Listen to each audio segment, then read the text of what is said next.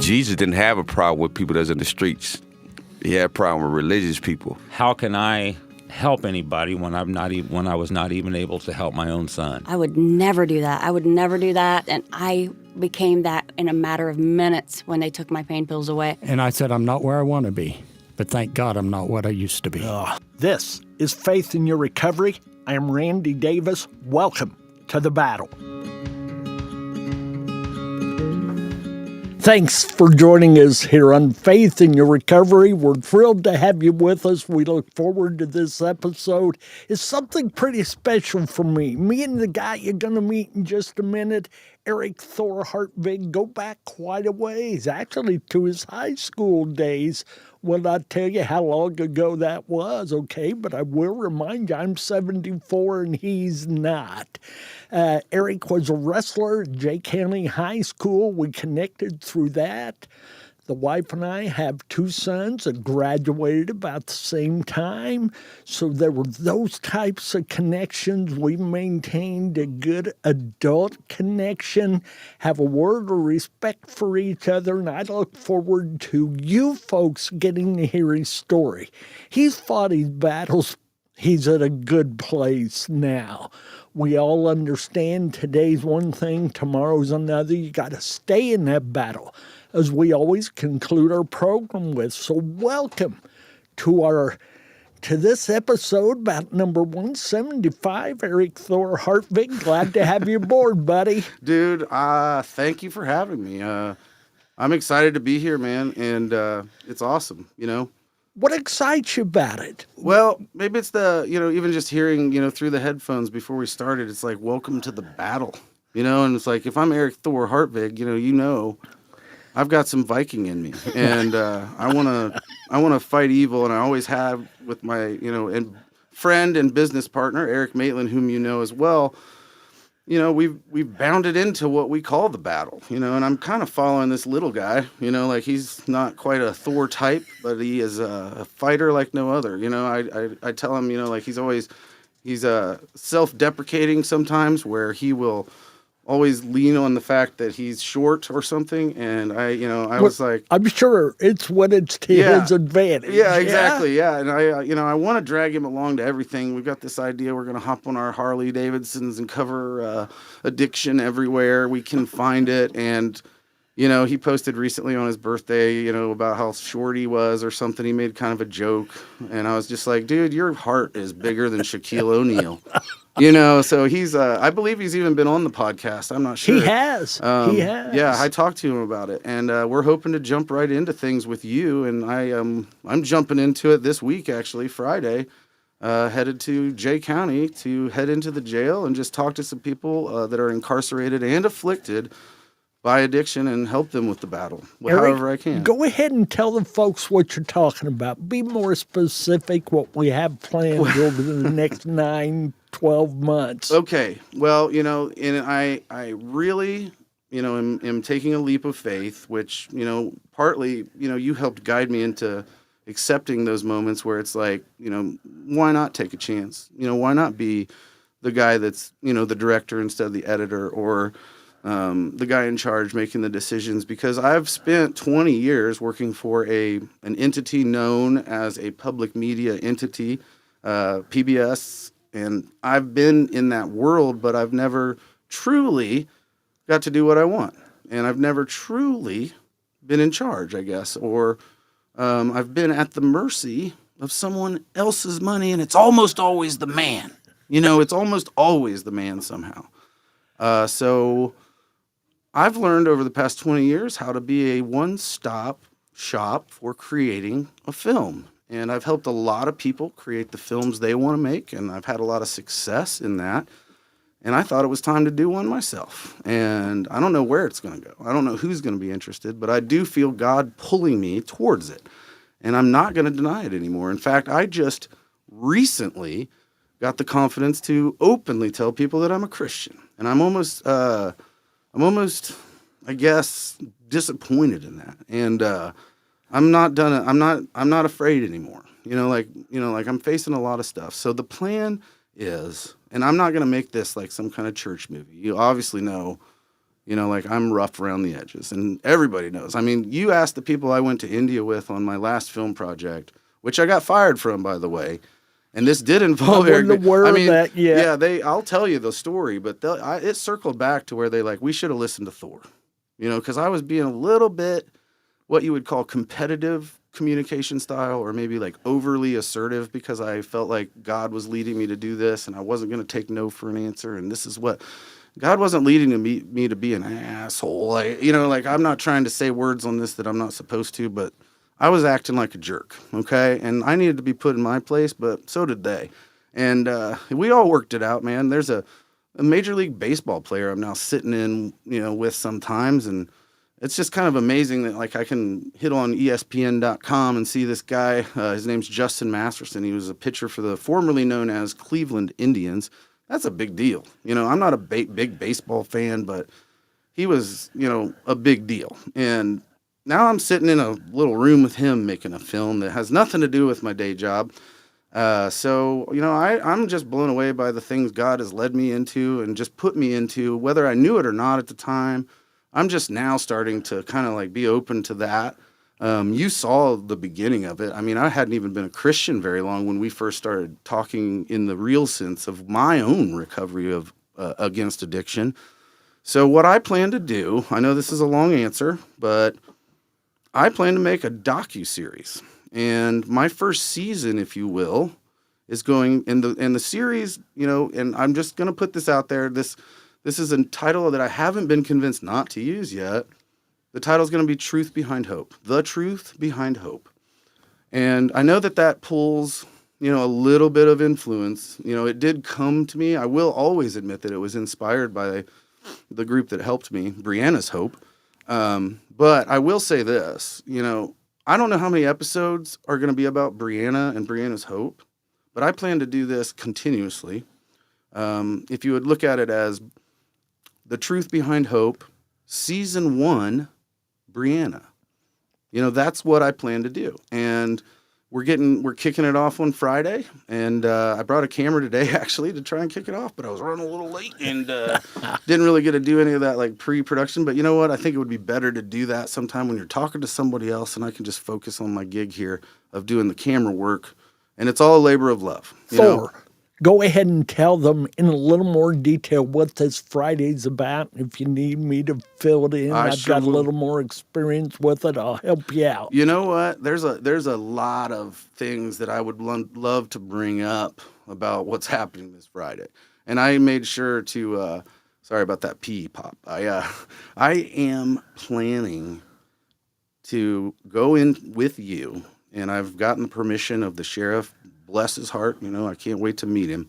I've even, you know, recently I called way too late in the game because I had the mayor of Carmel cancel on me for a show that I produce politically in Indianapolis. And I actually called the mayor of Portland just being like, hey, I went to Jay County. We're looking for a local perspective, and it just wasn't going to fit in his schedule either. So I actually look forward to meeting him as well. But, you know, the birthplace of Brianna's Hope was right there, Jay County. So we're going into the jail to talk to people that, you know, are struggling, but they're being met with. We're doing some haircuts, I believe, and there's going to be some like... We'll have 2 barbers along. Yeah. We'll have a couple, 3 Christian hip-hop artists. Sir. Yeah, we're going to do some rapping.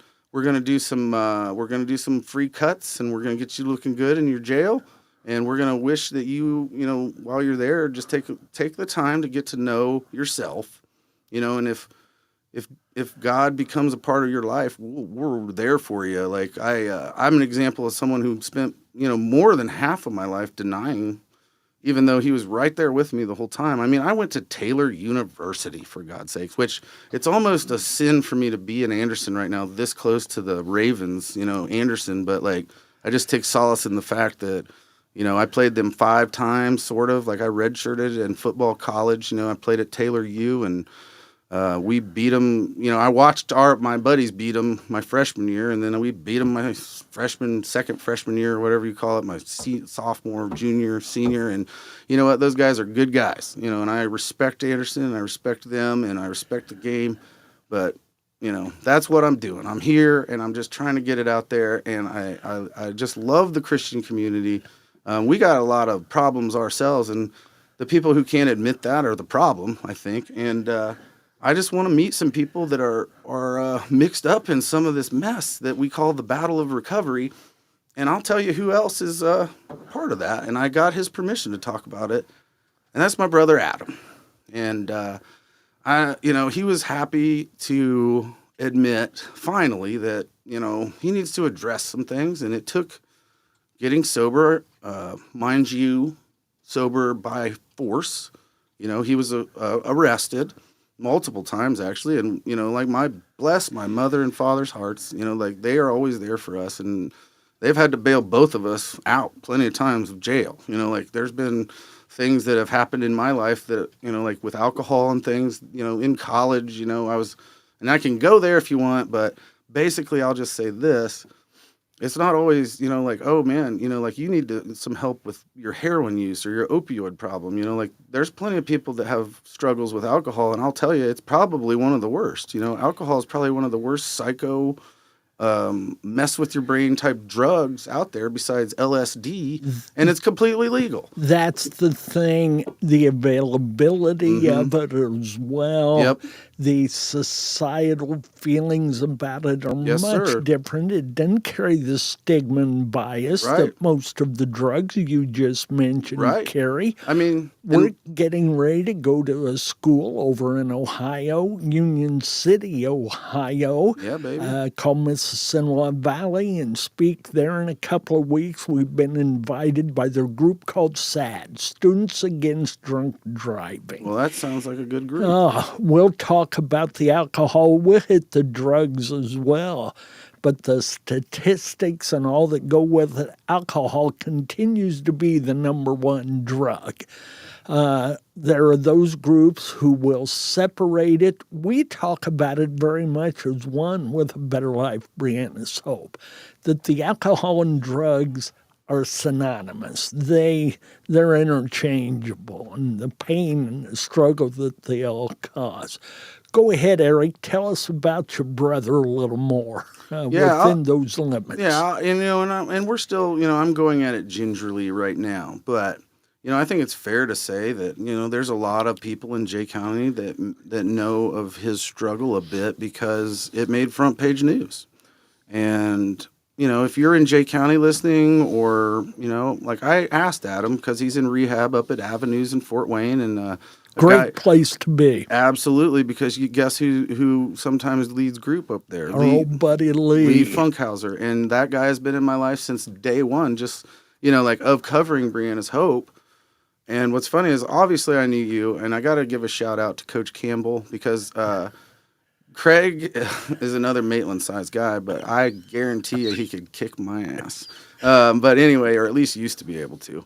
And it's one of those things where if he hadn't reached out, because I was in Anderson, actually. I was doing, things in St. Louis. I was going to Ohio. I was covering addiction nationally for PBS NewsHour. And he reached out to me through Facebook, and he's like, Thor, if you're covering addiction, you need to talk to Randy Davis. And I was like, okay. So I reached out to Randy, and I heard the whole thing, and I must admit, I somehow didn't know about Brianna. I was one of those guys that somehow missed the news because I'd moved on from Jay County, and I was doing my thing in Indianapolis, and I was a new dad and married at the time and doing all those things. So, but yeah, my brother struggled with, and I'll let him tell his own story on the what's, but it was alcohol at this time that really caused the problem, because he, got a little bit way over the normal amounts of Cross that line, yeah. And where it went he from got into he got into a truck when he shouldn't have. And I'm very thankful that no one was hurt, even him. And he crashed into the TJ's bicycle shop. And everybody may or may not know that shop there. It's not the greatest building in the world, and it's like, we're all praying and hoping that we can, get through this. And he'd had some other trouble, so this was like kind of like a strike three situation where he'd done a couple of other little things, but it just doesn't look good when you're already in the truck.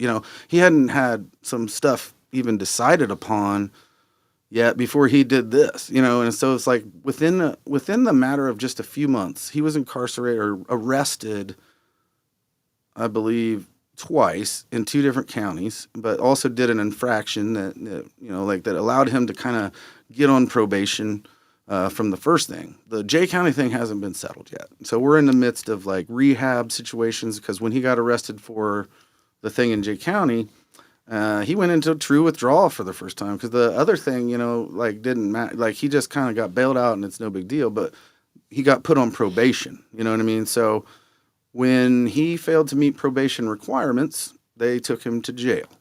And that's where it's like, you're done now, buddy. Like, he would already been like, and I tried to tell him, and it's like, I don't know if you've been in, in that situation where you're working with an active addict as opposed to someone who's really trying to do something about it. He was still in the denial phase. He was still in the phase where it's like, this is why it happened. This is why it happened. It's not my fault. It's not, and I've been there too. Like, I was an excuse giver. I was I don't want to own up to it guy. And he's finally starting to say the right things. And as you know, working with addicts, a lot of times you will hear what you want to hear. And it's not true. They're telling you a lie. I believe this for the first time. I truly do. I think he's finally realizing what he was doing to me, what he was doing to my parents, and he's in the right place. And by God, if he's not talking to Lee Funkhauser sometimes too. And I trust that guy a lot, because I've seen him go from worthy of it. Yeah. And Monica Grayson, I just want to give a shout out to her as well, as a big inspiration to me, and also a friend, and also someone that I admire, and someone that I, would call a great success story, because, these are our poster children, right? If you'll pardon that phrase from years right? ago. Yeah. These are the examples and where we hope people can get. Yeah. And not only have they gotten to where they are, they're reaching back and sharing it with others. Yes, sir. To help them become the person God created them to be. Yes, it's sir. awesome. And I agree with you on that, poster child. And I'll just say, before we move on to something else, maybe, but I just want to say that I hope Adam becomes a poster child too. And I hope he can. And I know he can. And what's funny about where I'm headed with you Friday might be where Adam's headed as well. And I may be checking out his hotel, you know what I mean? And I'm just like, don't worry about it, dude.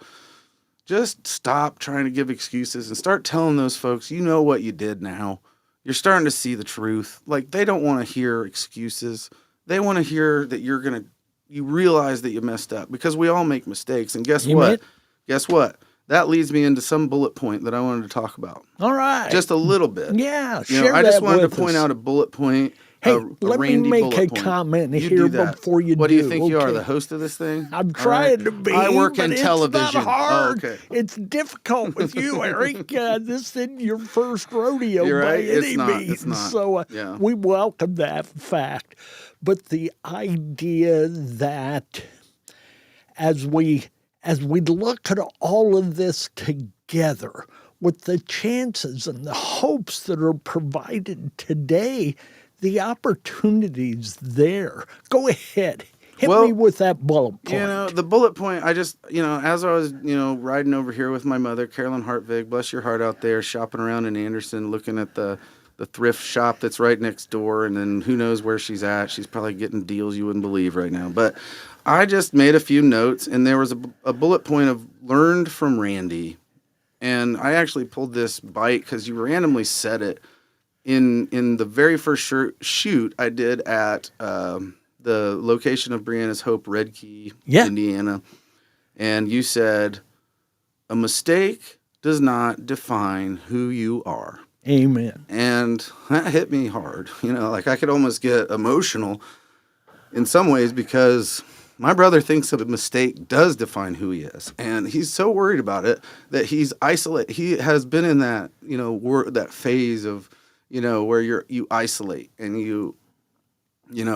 he's made a lot of mistakes, and it just caused him to want to isolate, and it just caused him to drink more and do other things even. And so that's a big thing that I just pointed out, because like that meant something to me when you said it, when I was just editing the piece that was on PBS NewsHour, by the way.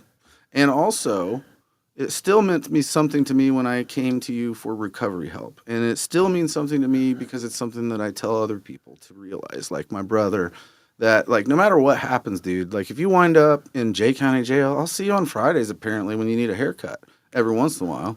And you know what? Like, get in there and do something good with where you're at. God can reach into there. You can read the Bible. You might even be able to lift some weights and, you know, whatever you need to do, stay focused on the fact that you aren't who the mistakes you made.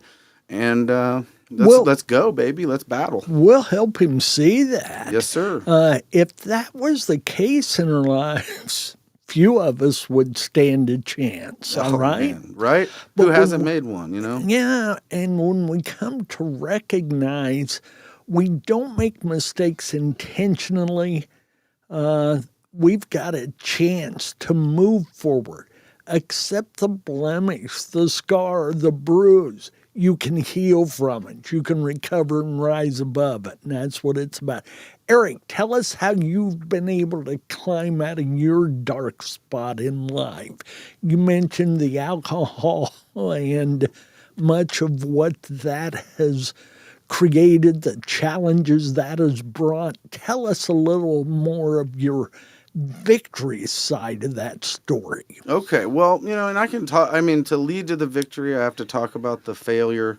And it's okay to fail, you know, and I did. You know, like, I was used to winning, like, sort of. I mean, I did play football at J County, so I was used to losing a lot, too. But then, you know, like, I went to Taylor, and we were nationally ranked. And then we phased back into a team that was more like my high school experience. So I've been around the block on losing and winning. But I'll tell you where I did fail.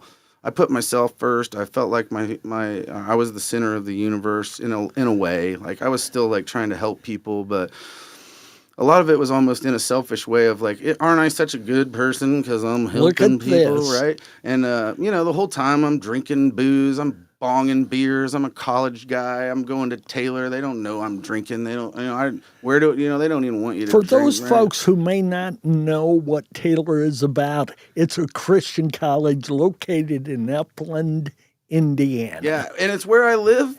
I live across from it now. And it is hilarious to me that, like, I was drawn to Christians and Maitland and Klatt and all these guys in J County doing great things, professing Christ. And I was always like, oh, yeah, well, you know, it's good. You know, like, seems like a nice guy. But did I ever take the time to investigate it? No. But I did take the time to deny it because it didn't allow me to do whatever the hell I wanted. So I went on about my path of selfishness in use of alcohol, marijuana, you know, pills and things occasionally. I mean, I did my stint with, like, taking Vicodin. But the thing is, I was prescribed those because I was a college football player, and I'm old enough to where it was like, hey, man, you got knee pain? Well, there's some Vicodin. How's 120 of them sound? And it wasn't until I took those into the world of, like, my buddies and people in college and other partiers in the area and in college, and I found out pretty quickly that wasn't just some kind of pill like Tylenol. That was something people were willing to pay me money for, trade me weed for, do whatever. So I've had my battle with opioids too. I luckily didn't really get into it because I did kind of figure out that I've got control over use of substances. You know, like, if I got prescribed a pill like that for pain, I know that I could take one. I never even had a problem while I was taking them. I did overtake them a few times, and I did experience, like, a buzz. You know, I knew what it did, and I did like it. You know, like, it was euphoric, if you will. So my battle was carried on that in such a way that, like, you know, I had enough knee pain. I mean, you take an X-ray of my right knee right now, Randy, and you'll see a crack right down the middle. You know, and it almost looks like a peace sign on my kneecap. And that's something that they may need to remove a piece of sometime, but I actually had them open it up, and they tried to pry a chunk of it out, and the doctor was basically like, hey, it's in there pretty good. We're going to sew you back up. I'm like, well, thanks for giving me a scar. But anyway, that led to, like, you know, okay, well, I've just kind of maintained that lifestyle because I cared enough about my image, and I cared enough about things, you know, like, I did get a DUI in college, and it's a funny story because, like, I was, you know, drinking in the dorm room secretly, you know, like, not tell anyone, and the topic of cow tipping came up, and I'm just like, you know what, man, it's just like snipe hunting. It's just a fake thing. Like, you try and push over a cow, dude, it's like pushing over a barn, you know, it's something they tell city kids, you know, to laugh at them. And he's like, no, it's true. Like, this guy I was with, and I'll save him the disgrace of his name, but he was a guy I played football with in college. I'll at least give you that. And it was just hilarious to me. But we were drinking whiskey, you know, and I drank, you know, half a bottle of whiskey, and we drove out. I parked. I had a Maglite flashlight, and I watched this guy running around chasing cows, laughing my ass off, you know, and seeing him try to do. And he had this theory of like how to do it and all this stuff. I'm like, I can't wait. I can't wait to see it. I hope one's asleep. I just want to let you know, though, you know, if a cow is asleep, they do it kind of like us. Like they just lay on the ground and sleep. They don't stand there asleep. And he's like, nah, I know this is, you know, he couldn't convince him. So I was so adamant. Like we went out to this farmer's field, and like if I didn't, you know, if I hadn't done that, it probably wouldn't even put me on a path of anything. But I just have to look back on that as kind of a funny story now, because the farmer didn't appreciate it. And then when he told me to back up, I wasn't in the best shape, you know, like, so like I kind of like scratched up against his truck, and I was like, shoot, you know, and it's like, it's over, you know. Cop came, you know, and I was trying to, you know, I even had some deals made, and I didn't want to leave this guy alone. Like I was like, well, you know, can't we just deal with this tomorrow? It's late, because I'm doing this at like 1 or 2 in the morning. So we both got taken to jail, and it was just for public intox, him, DUI me, and I went through that process. And in Grant County, you actually, you know, at the time, you could make a deal and say, you know, can we call this reckless driving instead of a DUI? And so it got the charge to be dropped after 5 years. And by God, if I didn't just keep doing what I was in trouble. I went, you know, I didn't drink while I was on probation. I didn't, you know, I went 5 years with nothing, you know, and doggone it if, you know, I didn't just kind of get into a place of like, eventually into a place of like, I'm doing great things and I'm really proud of myself all the time. And I didn't give my wife, now ex-wife, and my family probably the proper attention and love that I wish I could give them now, I guess, or wish I could have given then, because like I've obviously moved on and I've accepted that that's over and I need a new contract with someone and God and everything. But, you know, I lost my entire family over, you know, just basically getting drunk, getting high, and getting mad, you know, and getting mad about things that happened in the past. And it was kind of happening, like things were happening currently too that, you know, like aren't good. But like I was so, you know, it's almost like I almost own up to the fact that like I can see how some of those things were inspired by the fact that I couldn't let go of the past and there's no hope for it. You know, like we were hopeless. And I just, you know, it wound up getting to the point where I blew it so big that I got arrested again, you know, and it's just like, I don't know what to say other than I had to shape up and change my life. And I, for some reason, had been going to church because I had kids, you know, and it was just like my mom and dad took me to church or wanted me to go to church, more so my mom than my dad. You know, dad's one of those, you know, I already know better than God type sometimes, and I just have to remind him, no, you don't. But I love you, man. And it's one of those things, too, that I feel like so many people, even that don't believe that, because I have to admit, like, I did not believe in Jesus. Like, I liked the Christian thing. And so it was like I almost wanted to get my kids kind of involved because I did even campus life in high school. You knew it was that. the right thing to do, Yeah. even if you weren't invested in it. That's right. It was good action. Yes, that's exactly what it was. So what was it that turned your thinking around toward Christ, Thor? What was it that got you moving in a true Christian attitude and behavior? Well, I believe it was the Holy Spirit, and I believe it was Jesus, and I believe, you know, if I were to attribute some of this to humans, I would have to cite so many people that were Christians already that I wanted to be like. A guy named Chad Luthi, football players I still talk to, guys older than me, Anwar Smith, you know, a guy named we called Crazy. But I guess because I was like in a situation where my wife was leaving me, and even my mother-in-law was a solid influence in my Christianness.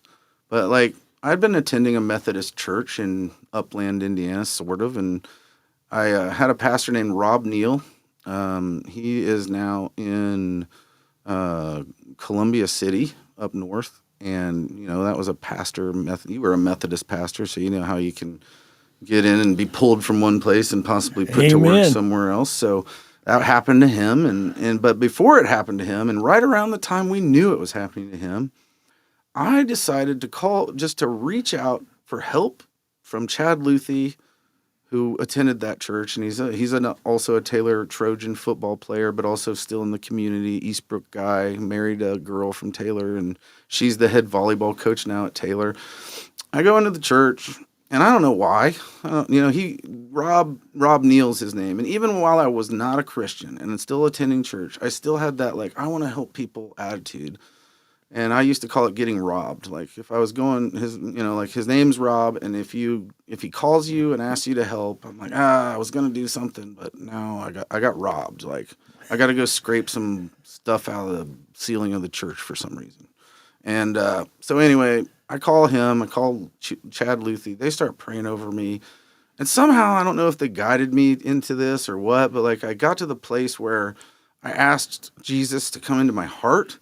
And it's not like I hadn't asked that before, because at Taylor, there were plenty of guys that were just oh my gosh, you're not, I would admit to them that, and I would actually frustrate them by arguing with them about the existence of Jesus and how there's these contradictions and that contradiction, and we're kids, so it's not, I even have arguments for my own points back then now that I could shut myself down. But I asked the Lord into my heart, and if it wasn't, I didn't know what it was. I didn't know what it was because I was crying and I was so sad, and I was just please come into my heart if that's real. And I just felt this anger and this I love the challenge. Yeah, and it's you get in there if you're there. If you're really there, come on in. And something happened. I don't know what to say about it, and a lot of people would make fun of me, if I told this story, and it's weird to be saying it on here, but I felt a calm peace roll over me, and for some reason, I decided to fast, after that. I'm just I need to do something big. I need to do something big, and I'm I don't even know what just happened. I still wasn't fully aware of what had happened. I was kind of I think that was something, but I didn't know if it was just I felt calm because I was getting so emotional. And then all of a sudden, it just I had finally gotten all the emotion out. But now when I look at it, I'm just no, there was a calming presence that brought me back to reality that was just settle down, man. You got a lot of work to do, but it's going to be okay. And it's comparable to addiction because I didn't even really realize at that point that addiction was such a part of it. And, I went and I just was I had already decided, hey, I'm back in trouble. I'm back. I need to go clean. I cut everything cold turkey. I'm emotional. And what's my idea to do? I don't know. For whatever reason, God led me in whatever way through however I was praying and writing and thinking to do 2 weeks, water only.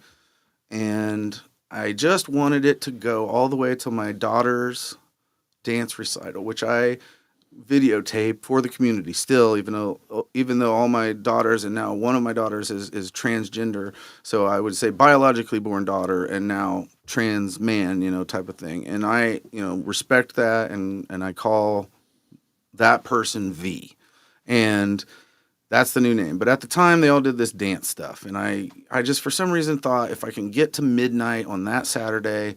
And the time was, and I don't know where that came from, and lots of miracles happened. And I don't even know how to get into those, but I'm just saying I did it. And it was tough for a while, but I had never been so in the spirit.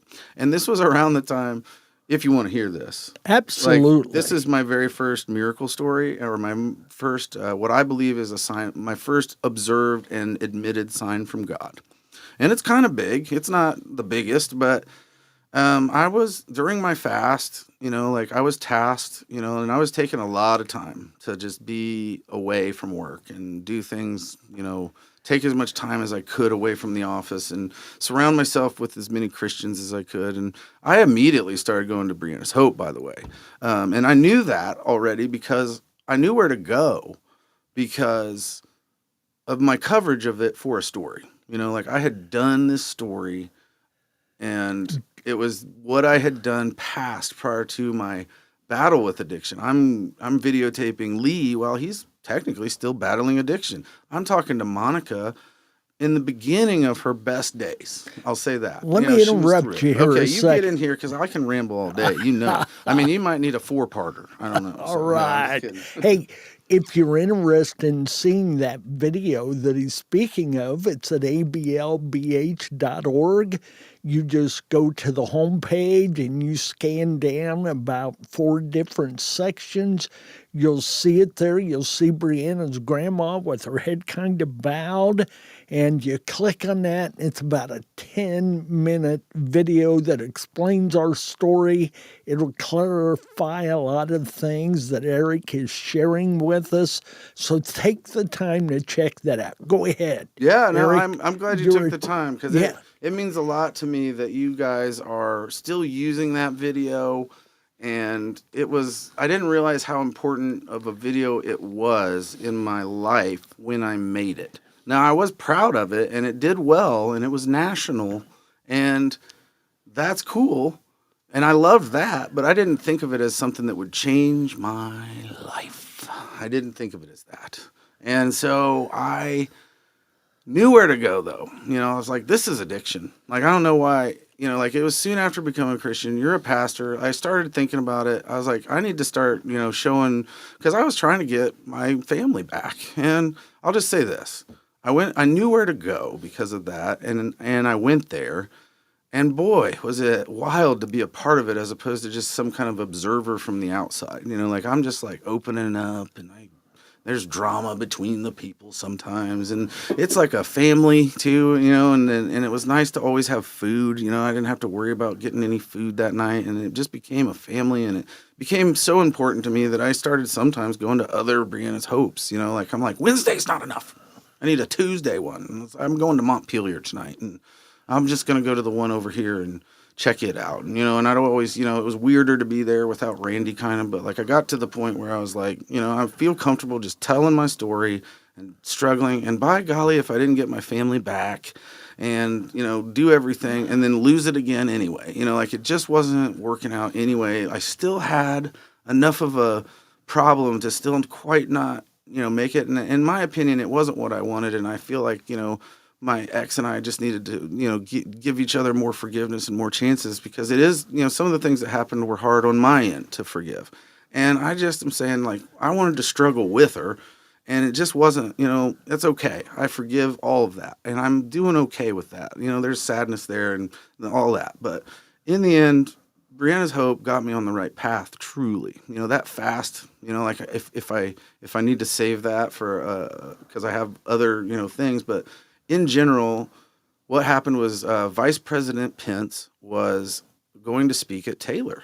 And I'm on my fast, and I'm like, all right, well, you know, NPR is wanting to cover it, PBS is wanting to cover it. And I'm like, well, I'm pretty in good with the people at Taylor, because they still asked me to come over and present, because I'm actually doing the things that they're, you know, hoping the kids get to do. Like, you know, some guys have gone on to even assist with, you know, some of the effects in Star Wars, or The Hobbit was another one. And I'm like, you know, I was like, the guy that I was with was like working in Hollywood for Industrial Light and Magic, and then they got the local PBS producer, Aric Hartvig, right? Wow. You know, I kind of felt like you know, definitely under the level of what that other guy was. And so anyway, I'd had this great relationship with my alma mater, and I let them become the video pool feed for the national coverage of this, you know, graduation speech of Pence doing the thing. So I'm going to try and get right to this. I covered that campus all day long, and they're wanting, you know, people protesting the fact that Pence is there, and, you know, there's a small group of people doing that at the front of the college. I see the motorcade pull in. I get a pass, like, when I'm signing up, and I see Jim Geringer, and he's like, hey man, here's a pass so that you can get in there and do the thing. And I'm like, I'm actually not worried about Pence. Like, I've talked to him, even he's been on my show when he was the governor and all this stuff. Like, I get it. His daughter was actually my intern, believe it or not, Charlotte Pence. And I get to the point where I'm just like, he's like, well, just take it in case you need it. And if you don't, that's cool. I'm like, all right. So I stick this thing in my pocket, knowing I'm not going to need it. And because I'm supposed to get the flavor, you know, like, we already got a crew in there that's locked in the hot room. I enjoy walking out in the peaceful air right now. I haven't eaten in 5 days. I have an energy that I can't explain. And I just get to the point where finally the speech starts, and the Secret Service is out there. And I just go up to this, right before I'm by the football field, and I see this prayer, and you would have to remind me, Pastor, there's something about soaring like an eagle. Like there's a verse that's like... Comes from Isaiah. Yes. So I see that, and I'm just like, God, I lift my hands up like I see people in church sometimes do, and I just hold my hands up in the sky, and I'm like, God, if there's anything I can do for you, I want to do something right now. Oh, right in this moment. Hold it. We're going to stop there. We're going to run into a second episode, but we're going to come back to the hands in the air, your challenge to God, your openness, your vulnerability before him to say, hey, I'm here for you. Show me what you want done. Wow, what powerful stuff. Aric, we appreciate what you've shared so far. There's no way we can stop at this point. So, folks, we're just going to roll into a second episode of this. We'll make this a double. We're going strong. I love it. Hang on here with us. We just want you to know, for your life, stay in the battle. Hold on. Give it your best. The win is 3 days away, as it was for Christ. It may not show that on the calendar, but your resurrection will happen. Amen. God Amen. bless.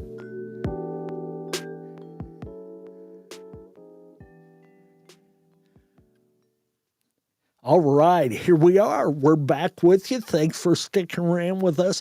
Aric had just gotten done explaining that he was near the football field there. Yes, and he sir. had his hands in the air, and he did a very dangerous thing. Yeah. He challenged God. I guess I did. Not in negativity. No. But just, if you are who you say you are, right now's the time you can show me. And Aric said something, I believe it was like, God, whatever you want, I want to do something for you right now. Yeah. Is that pretty accurate? That's so accurate, because it wasn't until this moment that I realized that I kind of challenged God, and he showed up in such a big way that I don't even know what to say. But yeah, if you were listening to the first part, we got to the point where I'm like, covering this thing for everybody else, and they all have their opinions of what they want. And one of the big things they wanted is conflict and people disagreeing with each other. And, I happen to, be in that world where politics is kind of a big thing. And we had the Vice President of the United States of America doing the commencement speech for graduation at Taylor University. I had a ticket to go inside, and I wanted to just be like walking in God's place, in God's world. And I didn't care. I still, to this day, don't really care about the politics. If anything, I feel like everybody needs to just start compromising, and it's just, division's not going to get us anywhere. And I accept Can't we that all people, just get along? Right, and there's that, but we're not going to, we have to have conflict, but let's not be divisive about it. Amen okay? to that. I agree. Keep your opinion, but don't try to beat me with it. Yeah, I can tell you already, there's people listening that's like, obviously this guy doesn't think like I do, so. We're but anyway, all right with that. To bring us back, and thank you for allowing me to have a second part, because when you're talking, when I saw, the time left, I'm like, okay, I can get this in real quick. And I think I still am surprised how fast this moves, even after doing it for so many years. But what happened? I'm in prayer, and I actually went into prayer afterwards too, to almost try to be more calm about it. Cause I'm just I don't know why I lifted my hands up and looked at the air like that. And what's funny is right behind me are the Secret Service agents. And one of them was a female Secret Service agent, which I thought was kind of cool. It's that's kind of cool, somewhat attractive even, you know what I mean? Where I'm and I'm still separated from my wife, but I'm definitely thinking I'm probably going to have to find someone else, right? Because I still hadn't quite figured out that I'm enough without someone, So anyway, I'm lifting my hands up, probably looking like a lunatic. Because they're already looking for lunatics. They're looking for lunatics. And I'm over here acting like one, sort of. And I still have a picture of this. This is what's hilarious. But I've got the Secret Service for the Vice President of the United States behind me. I'm holding my arms up to the sky, just looking there, and I probably did that for like a solid minute, just feeling the wind, feeling my face, imagining that I'm an eagle, like the verse describes, and I'm just like, oh man, let me do something for you now. Like I guess it was a challenge, but it was like a request more so. It was like, I want to do this. I was letting him know I want to do this, and I would love it if you could provide something that was just, I don't know, something that just I know it was for you. And obviously that moment ended, and I look at the verse again. I look at the field I used to play on. I turn around and I look at the Secret Service people, and they're like literally staring at me. And I feel like they're probably like, we've got a lunatic outside. He's doing some kind of God thing, but we are here with the president, so he likes that stuff too. Or vice president, Mike Pence would have been like, well, yeah. I've talked to that guy. He would not have ever done that before. I'm proud of him. But, and he's got his issues, I'm sure, with other things that everyone, wants to fight about. But it's still, he's a human being, and I know him enough to be like, that's kind of cool that I know him. I can't call him on his cell phone or anything, but, So essentially, I go over to this picnic bench that's close to where the entrance is. They had this turnstile setup of all the students and all the people that had one of those tickets, that are going in to go watch their brother, their sister, their this, their that. And there's a cutoff time. And, I see this girl, African-American girl, clicking.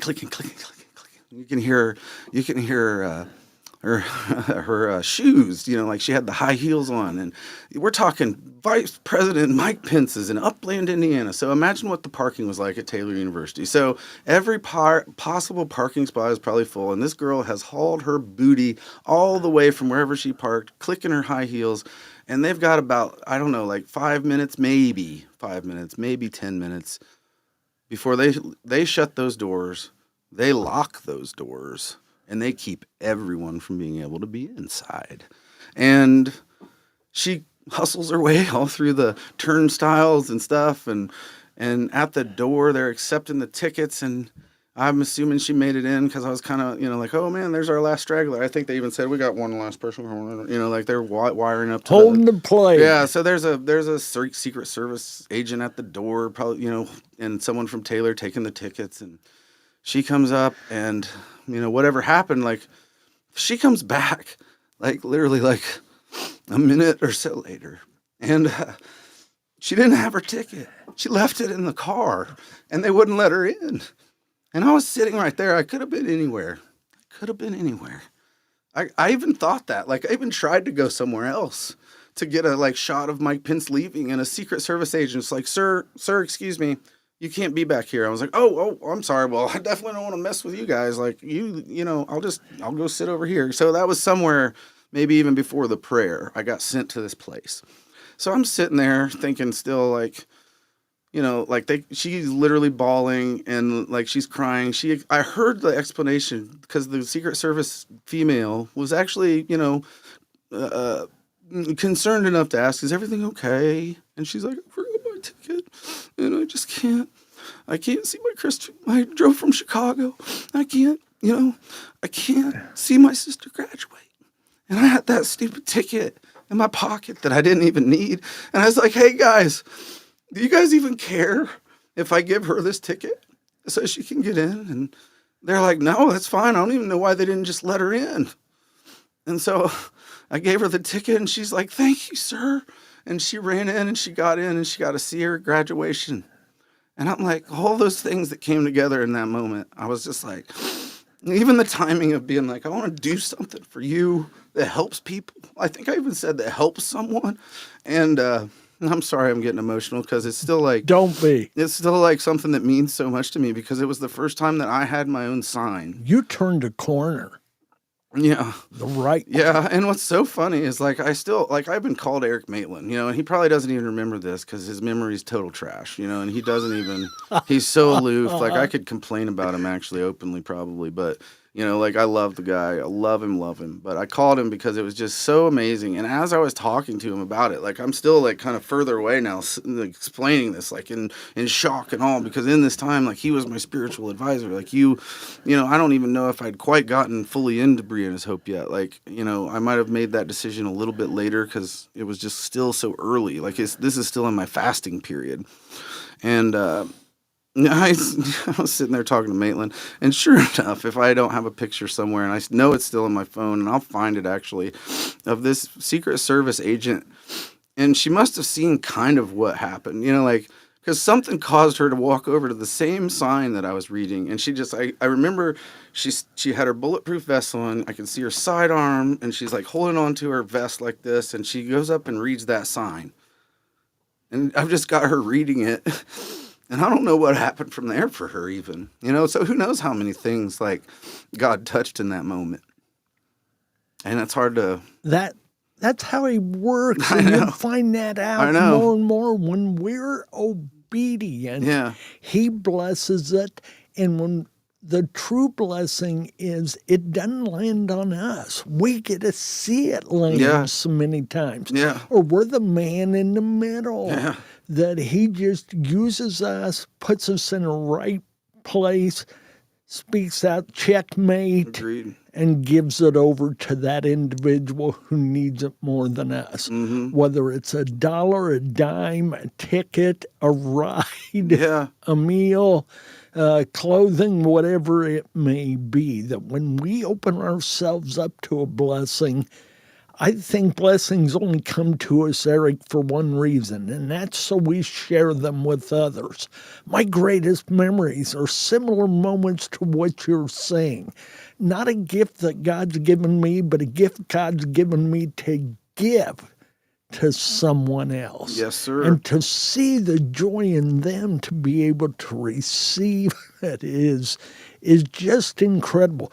Aric, tell us, where are you in your walk with Christ now? Oh, well, it's funny that you asked that question next, because maybe I'm supposed to talk about all the miracles that I witnessed, but I couldn't talk about them all because, like, I did, you know, like, I was so on this spiritual high during that time that it felt like I didn't need anything else but God. And it's funny how, like, you know, you do come back to reality, you do become human again. And I struggled, you know, like I struggled with all kinds of things that happened.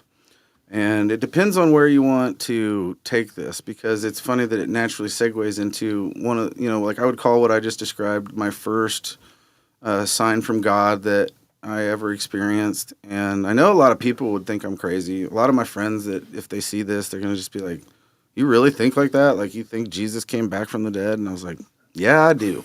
You know, I actually researched it and it wound up becoming more like I feel like there's literally enough literal evidence that causes me to think it most likely happened. And then I just take faith the rest of the way. When he is seen by over 500 people within the next month or so, and there's no one who recants their story. There's not one of the disciples who recanted their story, and it cost them their lives in horrific ways. I mean, if you know Lee Strobel, like one of the, you know, what you're saying, it's like, I love that martyrs make terrible liars.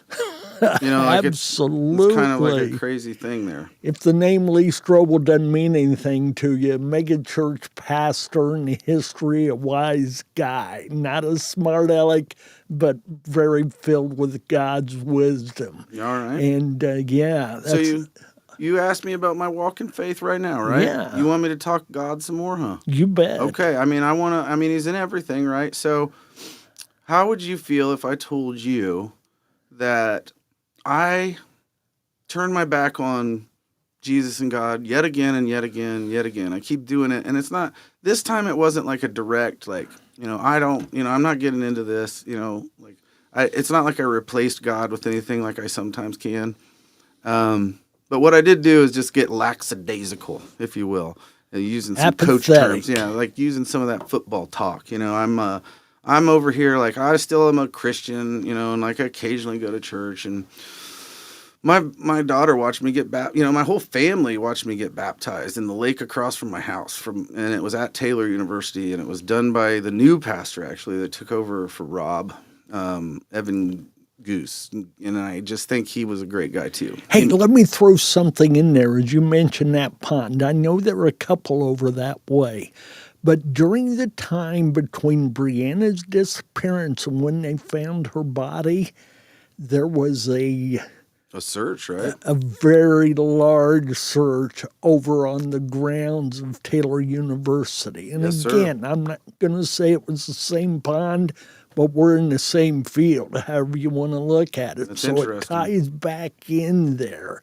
I remember the time that was spent there, the articles in the newspaper. I do remember that. That on the wild goose chase. Yes, that's exactly what it was. Mm-hmm. But they were just reaching for every straw they could grab. And I plan to address that. That's in awesome. The truth behind hope. That'd be a big. It's actually something. big Some of the page. things I didn't get that I wanted to address the first time, but I didn't have enough time. Yeah. And now I can make this episodic. But anyway, moving forward, like, that moment where my family watched me get baptized, like I've got 3 people there that are my children, and somehow it seemed to like directly affect all of them. Like, we were talking about God a lot, but what has gone on to happen now in years since this happened, I'm saying 6 years since this happened, my daughter, Val, just got in with some friends who have been going to a church called The River in Marion, which I know that the guest, like behind me said that he attended The River. And I'm like, wait a second, what?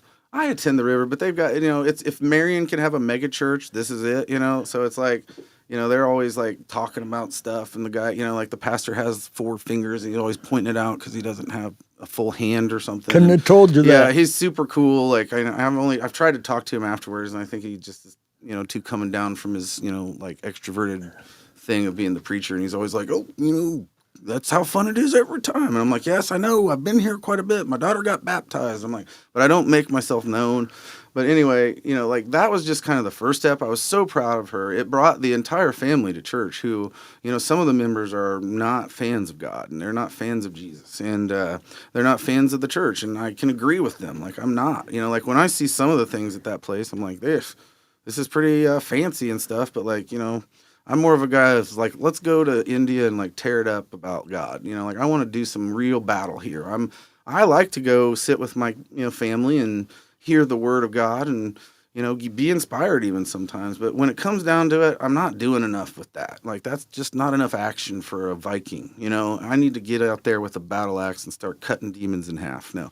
But anyway, so, I get to this point where, we had always gone to the Pierce Church Ash Wednesday service, all of the kids. And Val is the only one who really stuck it out. Like, I have hope. I know I'm not on a schedule here. I'm actually happy that one of them's already there. That's like, and I'm assuming that there'll be some issues down the road that maybe doubts creep into her life, and I'll be there for her, and we'll see what happens. But in the moment, she's very faithful, more so than me, and caused me to get to that Ash Wednesday service just this past Ash Wednesday. Awesome. So you are literally talking about the next influencing, sign and miracle in my life that you just asked about. And I call it the story of the miracle Subway sandwich. And Tell me about this. You Right? got to share it. right? And I'm just like, Hold it. Let me preface you do whatever it you need to do. with one thing. This is not a paid-for ad, folks. Oh, shoot, This yes. was a life moment. Right, yes. In fact, if anything, this was a mistake that does not define who Subway is. I'll just throw that out there. Go But ahead. Anyway, so my kids, I pick them up. I get a midweek visit and time with them, and it's usually on Wednesdays. And I get them, and I'm always spoiling them because I don't get to see them as much. I'm happy with the amount of time that I do get to see them, and the quality of time. So anyway, long story, because I want to get you back to where you get to talk and can, get me guided into a good path here. But this is amazing that I get to tell this story, and I hope to write it out. I've got pictures and everything, but I order Subway. That's all it is. They want Subway, okay? And it was decided upon on my trip where I'm taking them back to where my, family lives. The half of my family, like other half, where our, my ex-wife lives. And it's not that far away, it's like maybe a 15 minutes type trip. And they want Subway. And so like we're running behind and I'm like, okay. So I do one of these online orders and the girl, and I've actually talked to her since then. It's funny, I got to do it just before this podcast.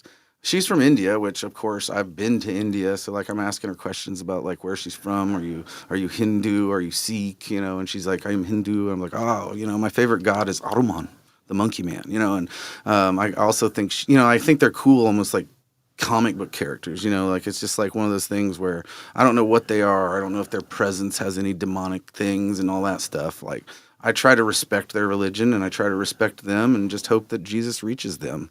And you know what? I'm not going to fight them about it. I'm not going to tell them they're wrong. Like, what good is it? So anyway, that's all beside the point. She's foreign enough to look at an order for a turkey sandwich with just black olives, nothing else. My youngest wants only that with a strip of mayonnaise. What she created was a sandwich that had pepperoni only with black olives and a strip of mayonnaise. So she's in a place of, I thought that was turkey, but it was actually pepperoni, right? I don't know what that. We get all the sandwiches. We get them taken to home. They go in with their subs. I get a call, Dad, my sandwich isn't a turkey sandwich. And I'm like, okay, I'll get it fixed because I'm a fixer. It's one of my faults, and I'm just like, I'll spoil this kid into loving me, by God, and I'm just like, all right. So I go, and this is during a time, I should back up a little bit. We're in the Lent period, right? And my daughter, Val, asked me, she's like, Dad, what are you giving up for Lent? And I was like, well, I'm not giving up anything, I guess. And I told her, I was like, I don't really like give up something for Lent because like, I know that purpose is kind of like you give up something to make room for God. So it's like you are giving this up so that you can make room for God. And I was like, so you don't really have to give up anything. You can just make room for God and he'll love that. And she's like, yeah, I see what you mean, but I'm giving up chips. And I'm also giving up candy and pop. And I was like, okay, well, you know what? You do you, baby. That's great. So like that had happened just when we were at Ash Wednesday. And I forgot to tell you that. So anyway, so I'm in my fasting period, right? So I get this, and I didn't even say this. So I decide afterwards, I'm telling this story terribly. I'm doing a bad job. So I'm trying to fix this.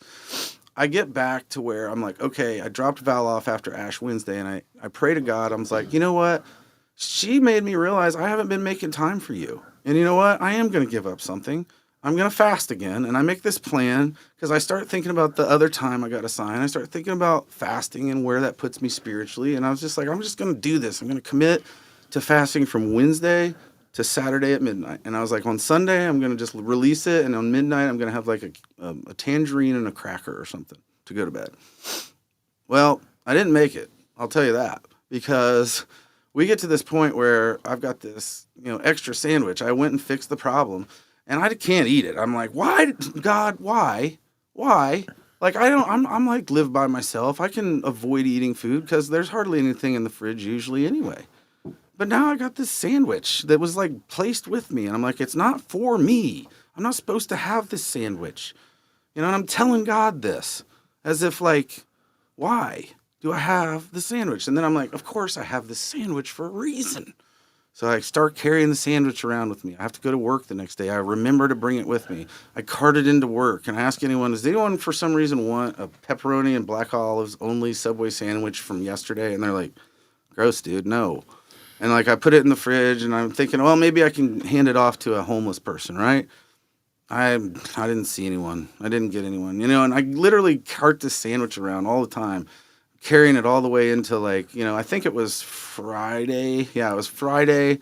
I decided to go into a meditation with a friend who is not a believer. And they were just like, this is how I get my chakras in place. And this is the thing I do to meditate. And I was like, I got my own process. And really, I was just trying to reveal that like, yes, I will share this time with you, but I'm going to just be praying. I'm going to be meditating. Like, obviously that's fine. But I don't need the chakra thing or whatever, and I'm fine with it. I like it. It's cool. I just don't need it.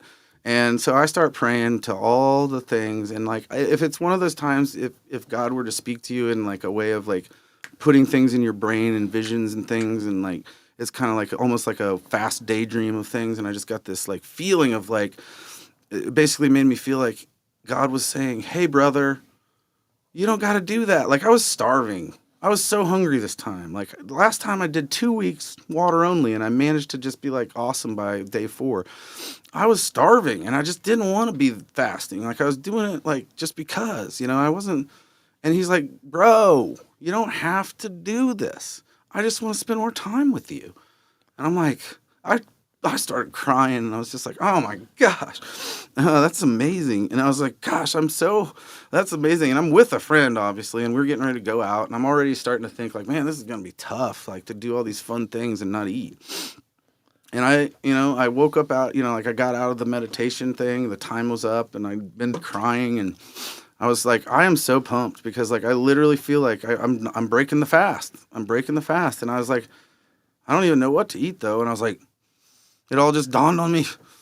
The sandwich! I'd still been carting it. I'd carted it and it was out in the car and I ran out to that car and it was the best, terrible Subway sandwich. It was the worst stale piece of crap sandwich. And I started calling it the miracle sandwich and I still have crumbs from when I was biting the stale piece of bread. Like it would just crunkle and crack like I was eating toast. And I saved all those crumbs and I've got, like if you're a Catholic, you understand this, but those are holy crumbs to me. So I'm going to sprinkle them about maybe someday, but I don't know. That's the story of the miracle sandwich. The sandwich was for me after all. My first prayer is like, God, why did you give me this sandwich? It's not even for me. I can't eat it.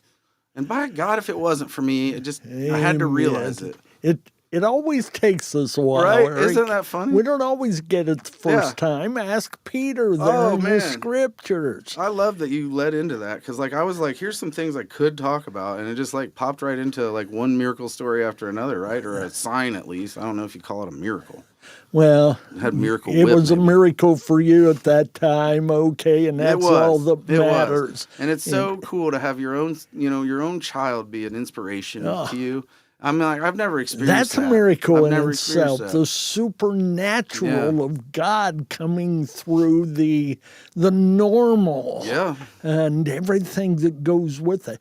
Aric, let's talk to the folks who are listening. Good. How should they deal with their struggle? Give them a little bit of a blueprint. I realize you don't know if it's alcohol, if it's abandonment issues, if it's childhood trauma, if it's hard drugs, or what it is. But there's a general umbrella toward recovery and healing. It's got a lot of rain dripping off of it for sure. But how would you guide, what is the advice you'd give to someone to guide them toward recovery? I guess this may, it's an interesting question because I don't know if I'm qualified in what society says I'm qualified in. You're qualified through your own experience and others you have heard. Yeah, I mean, this is my best advice then. If you can somehow... And this takes God out of everything. This takes, because we're talking, like some of the people literally, like I swear this is probably my most public expression of any of my God stories or things. Like obviously I'm happy to talk in church and all my Christian buddies and Taylor people. But there's a whole other side of my world where I'm deeply involved with almost like militant non-believers where they're just so against it that they think I'm a racist because I've become a Christian. So my best advice is to realize, and I guess it's because this is what I realized maybe in hindsight, that you're not the center of the universe. Even if you don't believe in God and you don't believe that the universe was created, if you believe it was just here all the time or something like that, or if, the Big Bang is a science explanation for you, it still doesn't put you at the center of it, and it still doesn't make you the most important thing. Even though we all tend to do that, if you can realize what can happen when you put others first before you, and we all struggle with it, we really do. I can see myself putting myself first, even daily, and I have to remind myself. And the good news for me is that, I'm forgiven for that, and the more I realize it, the better I am at pushing it down. But that doesn't mean I don't screw up. And so you need to realize that those things happen too. We're all, like, a lot of people are mad at Christians because they're hypocrites. And I'm like, yeah, aren't we all? Like, all of us are, all the Christians are hypocrites. Like, aren't you a hypocrite though too? Like, don't you say things that you mess up on? Like, I think Don't live out at all times. Yeah, and honestly, they're right in a lot of ways. Like, some of the worst people in the world profess that they're Christians, and it's just, if you can manage to put others before you, it gives you a purpose that, is helping others, and it allows you to realize that you're out of control. Because I think the real problem, maybe, and I call it putting yourself at the center of the universe, but it's really it's an issue of control. You're trying to control your life. You're trying to control things. You're doing this because you want this. You're doing that because you want that. But you're trying to work this because you want to work that. There's a certain amount of idolatry involved with all of that. Yeah, thinking, right. I am number one. Yep. I will do it my way. I can accomplish that. Mm-hmm. Yes, many times. No, many times more. Yeah. It's not in our DNA to be in control of our lives. Yeah. Go ahead. No, I love the support because it makes me feel like I'm at least on a feasible path of good advice. But if you let go of control and you realize, like, I don't actually have control, and that doesn't change the fact that there are things you want, and you'll never stop trying to manipulate the odds in your favor. Like, I'm hoping that someone hears this and, like, is like, you know what, that truth behind hope idea, like, that's going to be awesome. I hope HBO's like, you know what, this is great. I'm going to put it on Max. Or maybe I'm worried that my workplace is going to hear this and be like, we're firing you. Don't even show your face here again. I don't know. But the point is I don't care anymore. I don't care because some of the things that have happened there and happened with my family and happened with my supervisors and things, and it's just like, I'm done with this. Like, I'm letting go, and this is an example of just me being on here and me doing this, of me even letting go of more control and just being like, why don't you take the wheel, God? Because I can see you pulling me into this battle, and I've always wanted to do it. I've always wanted to kind of fight. I mean, like, I was a heavyweight championship wrestler. Like, there's a picture of me they recently threw on the front page of the newspaper again, like, as a retrospective, and people are just like, whoa, look at this Thor. And I was like, oh my gosh, at least they did it waist up, because when the original it was like my full fat self in a singlet, and I'm like, eee.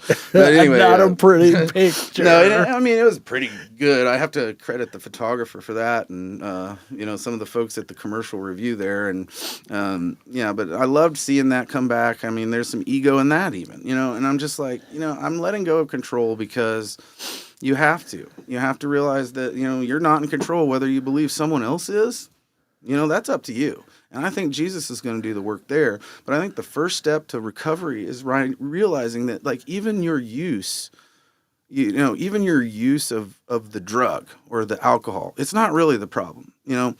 I get it now. Like, I was addicted to myself. I was addicted to myself and having a good time. It was a hedonistic lifestyle. And I was addicted to that fun. And you can have just as much fun, trust me. You can have just as much fun not putting yourself first. And you will be amazed if you can make the decision to not be selfish, not take that drink, not do that drug, not smoke that cigarette even, which I still smoke and vape and stuff. And I'm just like, I'll deal with that later. Like, I've got to have some kind of, like, valve release right now, because I'm seriously I sometimes wonder if I need more mental health care than I'm already receiving.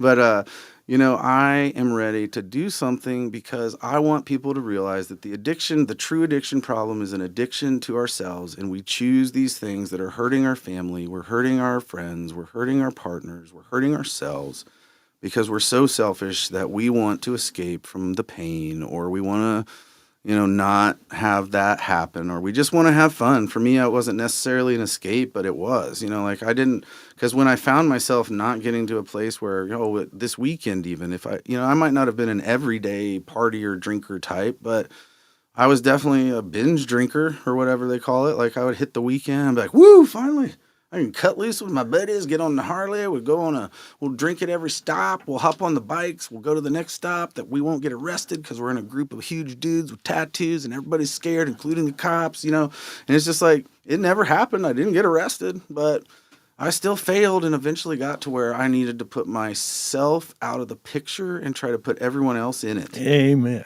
And I think that's God's plan for all of us. We are not in control. Call him a higher power. I don't care as long as you get into that relationship. And you'll see the difference then in happiness and joy. I think happiness is bound to circumstances and experiences, and joy has no bounds. Yeah.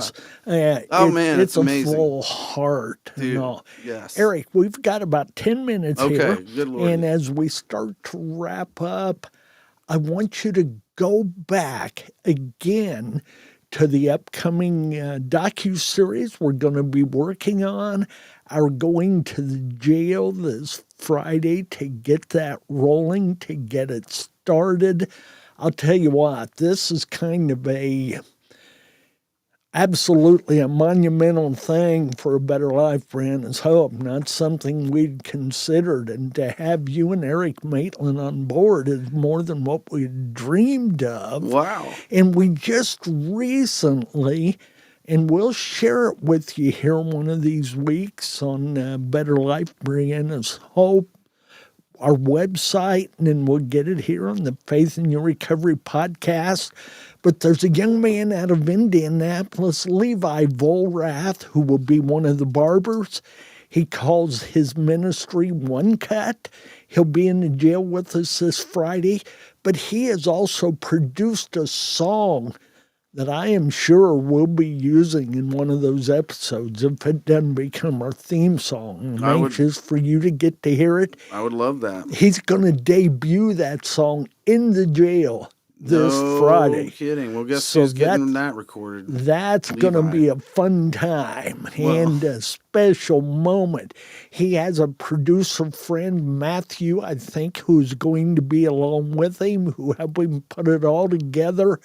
But as we look at the way God has supplied things to make this, I had not considered going back to Taylor University and making that as a part of this. I love that idea.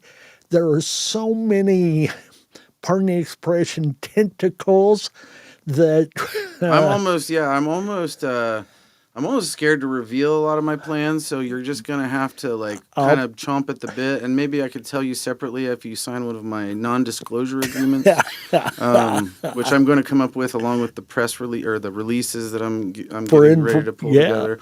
But thank you for that, because I jotted down that note, obviously, Maitland and I's plan, one that, Eric's not going to be able to be there Friday because he's promoting his show, Summer of Recovery Tour. He's been in the recovery world, sure, and he is doing that. So anyone out there listening, look up, 28 Ministries, look up the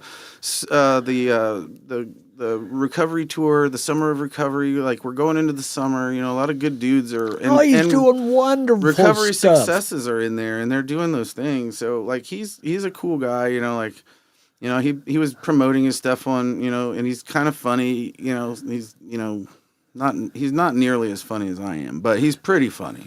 No, I'm just kidding. And we have, we actually, the funny thing is I was talking to him about it's funny that we started out trying to make a film even back when we were in high school, and this involved our, some highlight names. You and Eric together? Yeah, that's neat. I had a VHS camera, thing that my mom would record our Christmas present opening and stuff. And so we actually tried to make a film together in Jay County way back, and I can show it to you, but I am literally embarrassed about it. But it is called Too Many Heroes. It involves a guy named Nathan Jeter, Klatt's in it, I think, where he at least supported.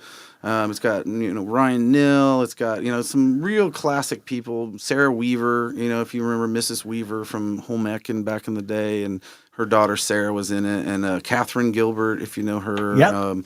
So there's all the names. Yeah, they were all faces. characters, but it was called Too Many Heroes, and it was Maitland's version of him being a superhero named he was, good guy, and I was the Nordic nightmare. I still had that like that Viking thing going on, right? And so it was terrible. It was awful, but it was our first attempt. It was edited in camera, which is kind of amazing to look back at. Gotta start somewhere. Yeah, so we're okay? doing this again, and I'm wanting to get in there to this jail, and I'm pumped to hear about this, and I'm pumped to have a song because, I can pretty much guarantee that, if it's anywhere in the vicinity of good, it's more than that. I can assure you. No, I'd love to hear it because I can guarantee you, because I'm in charge, and this is the wonderful thing about that, I have never gotten the chance. Like I've done great things. Admittedly great things and things that I'm proud of in collaboration with people.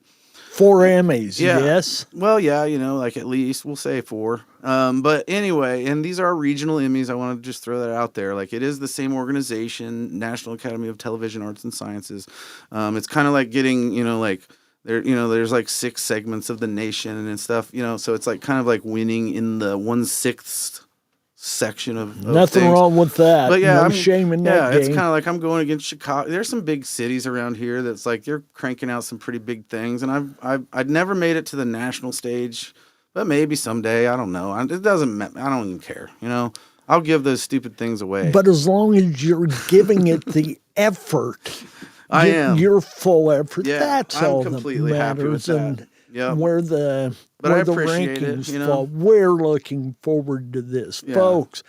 Hope you've enjoyed this. I certainly have. Good. This has been 2 episodes in a row, and I've never had it easier to speak to someone for an hour and a half straight, all right?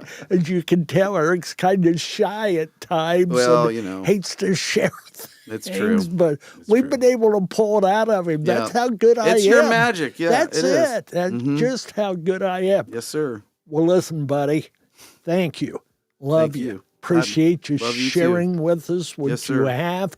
And I'm looking forward to seeing you again this Friday. Me too. At the J County Pumped. Jail. Super pumped. It's awkward to say looking forward to seeing you Yeah, it's in the happiest jail. I've ever been going to jail. Yeah, and I think we can probably get you out of there. I know hope we so. can get you in. Yes, sir. But your behavior may determine. I need to calm down. All right. I'm sorry, Folks, everyone else. thanks. Anything you want to close with, Eric? Hey, thanks for listening. Thanks for watching. And if you want to be a part of this, get in touch with Randy. Amen. Like, subscribe, get on board with us, and feel free to contact us. We can talk about an interview. We'd love to have you on our podcast. So it's been a good day. God bless. Remember, as always, stay in the battle. We love you.